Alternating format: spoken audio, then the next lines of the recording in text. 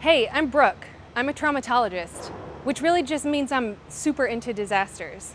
I've studied and treated disasters and trauma my whole career, so you would think that during a pandemic, one person who might be able to manage the fallout for herself and her family would be the person who studies disasters, right? But my family and I were in the middle of a research semester in Belize when the pandemic broke out, and we had about a 40-hour notice from the State Department to pack everything up and come home. So no goodbyes, no seasonal appropriate clothing for my kids. We had to travel home through 3 airports with babies who were licking the back of the airplane seat leather. And by the time we got home, I would say by day 2 of shelter in place, I was drinking beer at noon and making toucan-shaped pancakes for my kids who missed the Belize pancake guy, and frantically subscribing to Disney Plus just so that I could run my counseling practice. Normal? I mean, bird pancakes, beer at noon on a Tuesday, not normal. Normal in disaster? Totally normal. Like most people, I've spent the last several months trying to find a whole new way to work with all these other people who live in my house and run a home-based preschool and try not to bring home a deadly disease on my groceries. It's been a little chaotic. And it's not just me. Everybody I've talked to has asked, why is this so hard? Why do I feel so lazy, so tired, so anxious, so depressed? And should I even feel this way? I mean, I'm not sick, my family's safe, I'm not on the front lines. Can what I'm going through really be considered traumatic or traumatic stress? So today I'd like to answer some of those questions, and I'm hoping that by the end of our time together, we'll walk away understanding why our stress response to this pandemic is normal, that we're probably going to be okay when this is over with no lasting traumatic stress, and we might even see a little bit of emotional growth on the other side of this. So, first things first, you're normal, I'm normal, however you're feeling, whatever it looks like. In disaster times, it's normal. One of my favorite quotes by a psychologist who studied which people survived in concentration camps was, "An abnormal response to an abnormal situation is normal behavior." Anything goes right now. Disasters have stages, and this stage that we've just been in, this stage that some of us are still in, is stay alive. Luckily, our brain's exact purpose is to do just that, to keep us alive.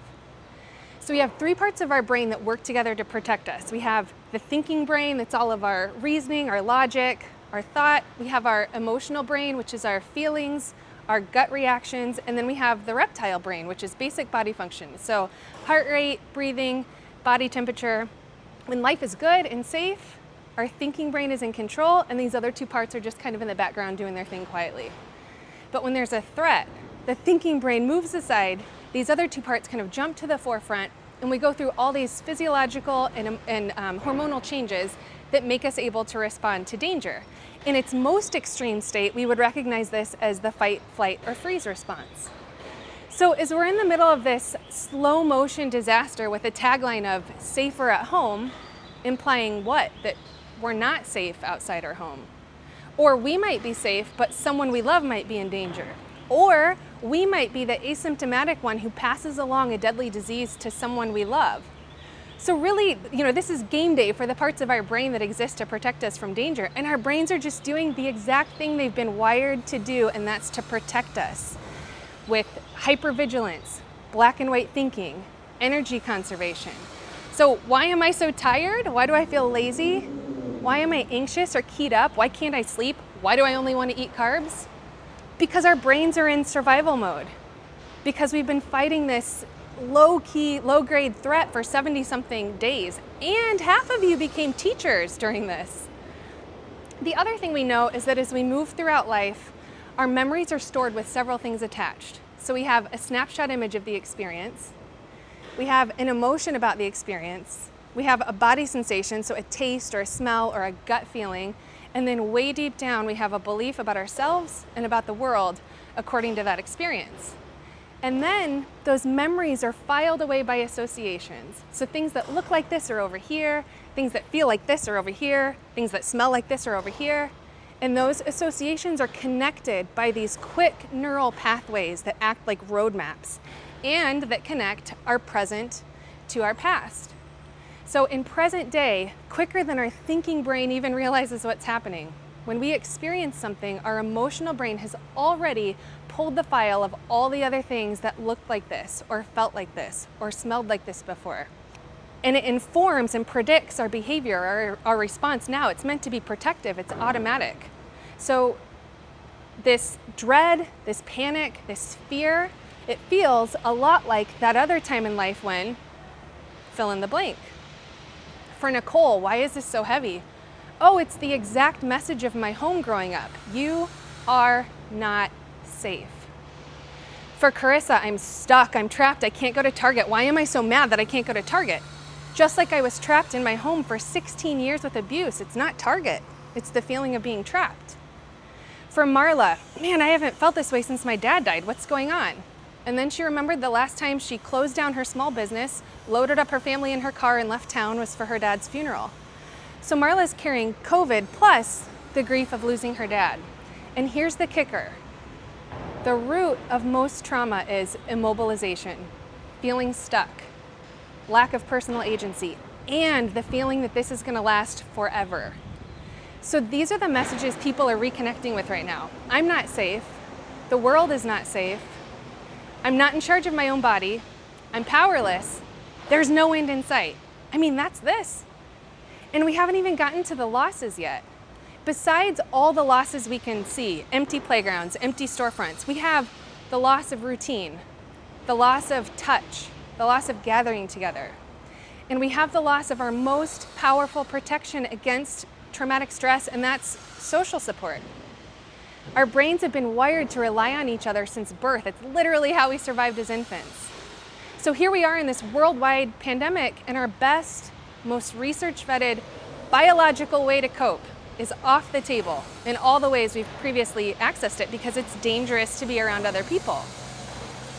So if it feels heavy, it's because it's actually grief.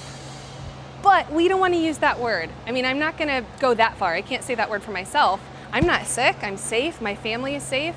I can't be sad that my time in Belize was cut short. I can't be upset that my residency was canceled or my 40th birthday party or my kids' Little League season. People are suffering and dying.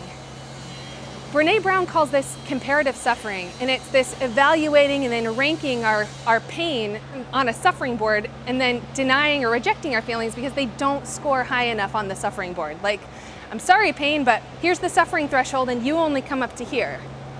So then we reject those feelings and they just go away, right?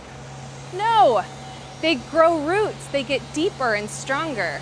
And then guess what shows up? Shame. Because now not only do we have all these feelings we wish we didn't have, we feel like a bad person for having them in the first place.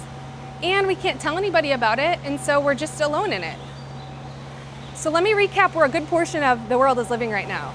We're carrying around this cumulative, low-grade, functional stress about a threat that's real, plus the physiological and emotional muscle memory of all the other things that felt like this before. We can't use social support in the same way. And we have a ton of grief that we're not quite sure is allowed. So have I convinced you yet that it's acceptable to just go ahead and lose your mind? I mean, let go, it's fine. Because now I want to walk you back out of the chaos. Good news. We know that about 80% of Americans will be exposed to some type of a traumatic event in their life. And of that 80%, in cases not involving human cruelty, we know that only 9% will go on to develop PTSD. So odds are, in the context of this pandemic, 91% of us are going to be okay. But how can we be sure we're in that 91%? I spent a couple of months in Rwanda a few years ago. Now there's a post-disaster community. They had this horrific interpersonal trauma, a genocide where 1 million people were killed in 100 days. And I don't know what I thought I would find when I went there, but I could not conceptualize how people could just move forward after something like that. Like, I couldn't picture what it would look like. But I got there and people were eating and they were working and kids were playing and going to school, bikers were biking, choirs were singing. And everybody kept asking, Brooke, how do you find our country? And I found it to be the exact picture of resilience. Like, if I were gonna take a picture of somehow humans survive, it would be a picture of Rwanda in March. And then April came around and April is the anniversary of the genocide, and the whole country shuts down for a national mourning period. And banners and billboards go up that say, "Genocide against the Tutsi." Those exact words, no sugarcoating it. And for the first week, businesses are closed, schools are closed, there's no music in any public places, all the TVs are off. And you start to see microphones and podiums and chairs going up in all these public spaces so that survivors can share the story of their experience and other people could witness it. And then for the rest of the 100 days, they go out and physically care for the survivors. So they're rehabilitating homes, they're farming the land, they're visiting the memorials, they're actively participating in this collective remembering, naming, grieving of the trauma, and bearing witness to each other's pain.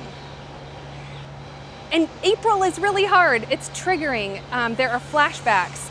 Teenagers are moody. Adults have overwhelming grief. But at least the people we were with shared with us that during that time that's set aside for collective grief, it allows them to just let everything out, to feel it honestly, without shame, together, and that it helps them function better the other parts of the year, knowing that this time is set aside for this collective grief.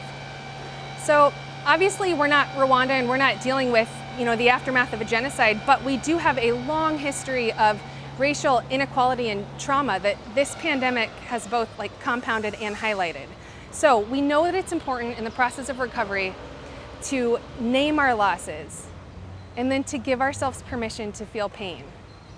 It's okay to offer ourselves empathy and to offer empathy to people around us, because empathy is not finite. It's not a zero-sum game where if I reserve some for myself, I have less to give to the frontline workers or my friend who got furloughed or survivors in Rwanda. But if I offer myself empathy and empathy to people around me, we put even more empathy into the world. The next thing we have to do is change the way we think of social support as just being in the presence of each other. Have you heard the story of the long spoons? There's a guy who's being ushered into the gates of hell, and he gets into this dining hall, and there are rows of tables, heaping piles of delicious food, but everybody's moaning and starving, and as he gets closer, he realizes they have spoons, but the spoons are too long to get any food into their mouths.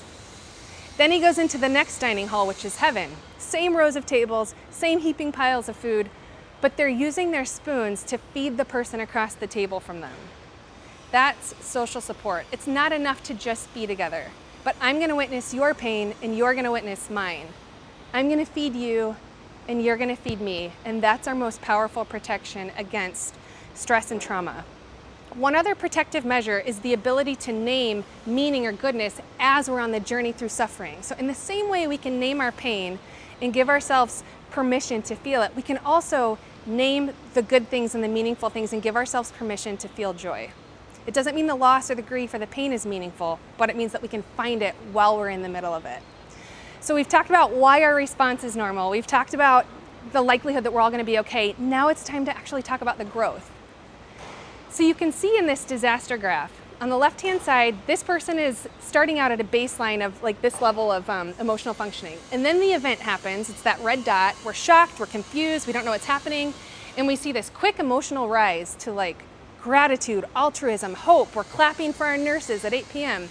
And then we have the true nosedive of disaster. We're tired, we're weary, we're like, when is this ever gonna end? Grief sets in, stress sets in, we're getting angry, we're blaming each other. And then at some point, we do actually start the climb back up to a new normal. We're accepting the new normal, we're integrating into our lives. And we end, or this person in the graph ends at just a little bit higher level of emotional functioning than when they first started. And we call that post-traumatic growth. It's not growth that happens in spite of the event. Had this event not happened, we would have still been sitting here at baseline. But it's growth that happens because of the event, because of the things we learn about ourselves and other people along all these ups and downs. What does this look like in real life? When I was in Rwanda, I saw people who had been so previously divided along these tribal lines that they were literally killing each other. Now, living and working with intentional peace, offering forgiveness, offering mercy, trying to know each other in these new ways with these new identities. When I was at one of the memorials, there was a sign outside that said, "If you knew me and you really knew yourself, you would not have killed me." And this is their growth in that way, that despite overwhelming grief caused by the people they're now seeking out peaceful living, They're committed to knowing each other with these new identities, offering forgiveness in a way I can't even comprehend. One other thing to remember about growth is that in the same way our bodies pull the automatic response to suffering, we can also pull the file of survival. Somehow we survived that other thing, and we're going to survive this one because we have the muscle memory of survival. But we also have the perspective of all the life lived between that time of the original suffering and now. So we can suffer better with more resources, more perspective, more purpose. So if we can remember that our response to this pandemic is normal and let ourselves off the hook for that, whatever it looks like, however it feels. If we can name our losses, allow ourselves permission to feel pain, give ourselves empathy, if we can find meaning and goodness in the middle of it, and if we can remember our survival stories, then we're probably going to be okay, and we might even be better than okay, and we might actually grow. Thank you.